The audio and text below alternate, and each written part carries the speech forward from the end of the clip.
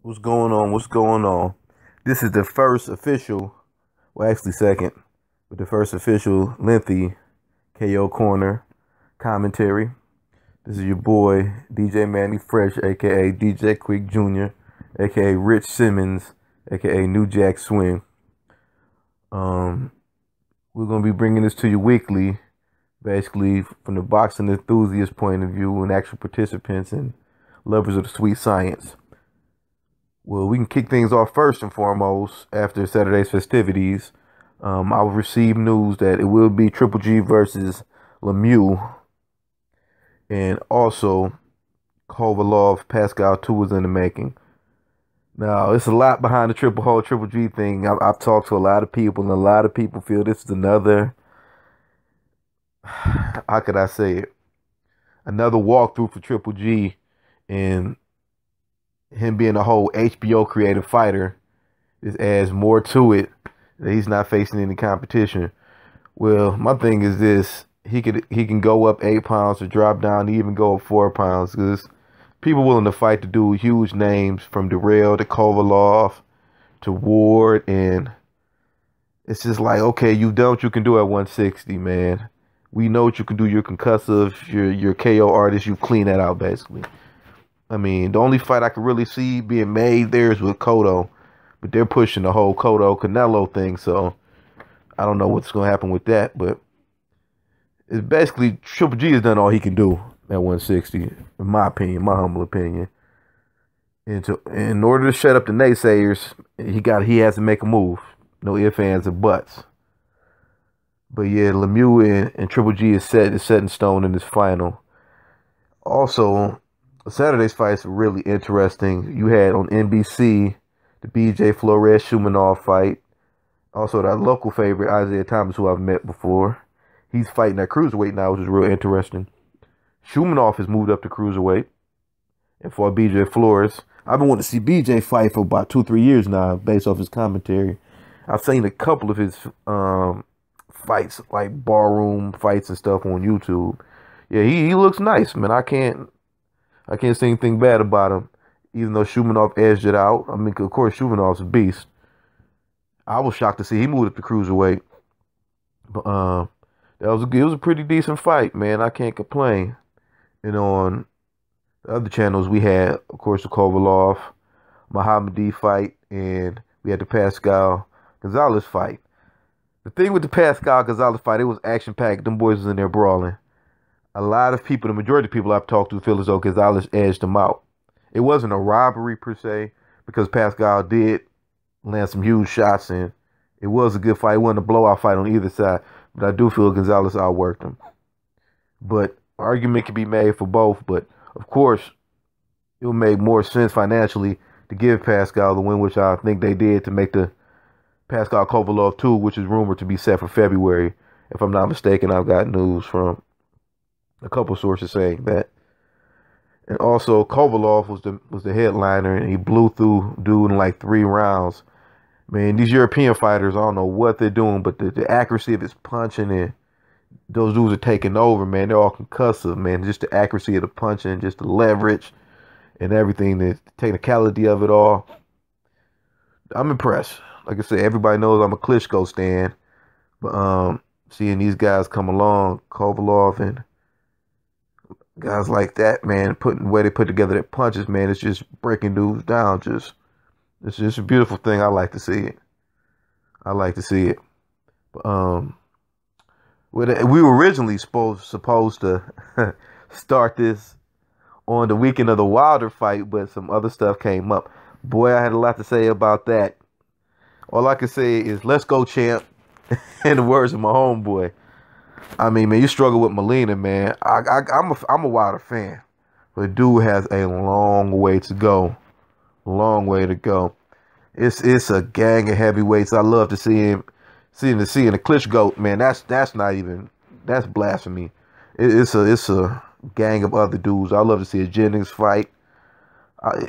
Hell, even put him in there with Briggs. Let's see what Briggs still has left. I'd love to see a Jennings fight. That'll do wonders for the American heavyweight scene. It's a lot of fights. Put him in there with Amir Mansour. Everybody wants to see the Anthony Joshua fight. Somebody's going to sleep in that fight. And I don't think it's going to be Joshua. But it's a slew of heavyweights out there, man. Ortiz, the Cuban, the concussive puncher. Put him in there with Cunningham. I mean, Cunningham's not going to knock him out, but I'm pretty sure Cunningham will beat him on points. And let's see Areola Wilder fight. Everybody wanted to see that like 2 years ago. Let's see it. Let's see it, man. I'm game for it.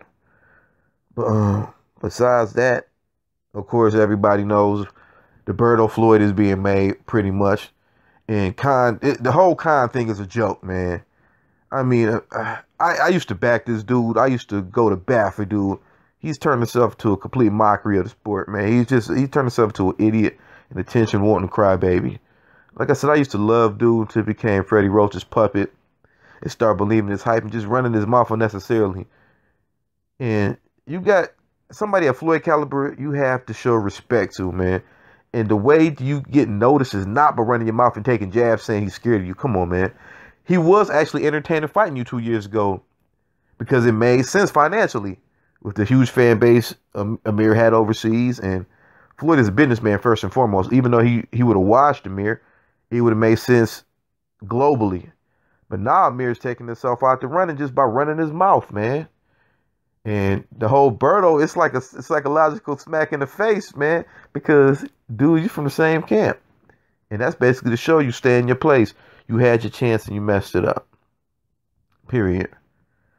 But yeah, and I'm glad Floyd could he's honestly, after the Canelo fight, he should have retired in my opinion because he had nothing else to prove. And that's the only dude I thought could give him problems outside of Laura. And when he shocked me and watched Canelo like that, I'm like, there's nothing else left. I mean, the whole Manny Pacquiao thing was a joke from the start.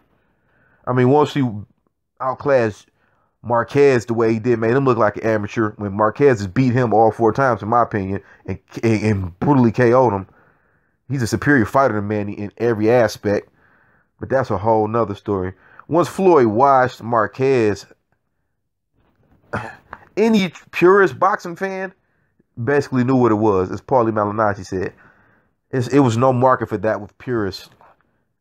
I mean, basically Floyd haters wanted to see that, but me, it was done. But yeah, Floyd can fight my grandmother for all I care. He's earned the right, man. He bow out gracefully, give somebody else an opportunity to make money, somebody who he likes or respects. He was gonna do Kareem Mayfield too. I can understand to give those dudes some shine before they've been through. What else? That's all I can pretty much think of right now.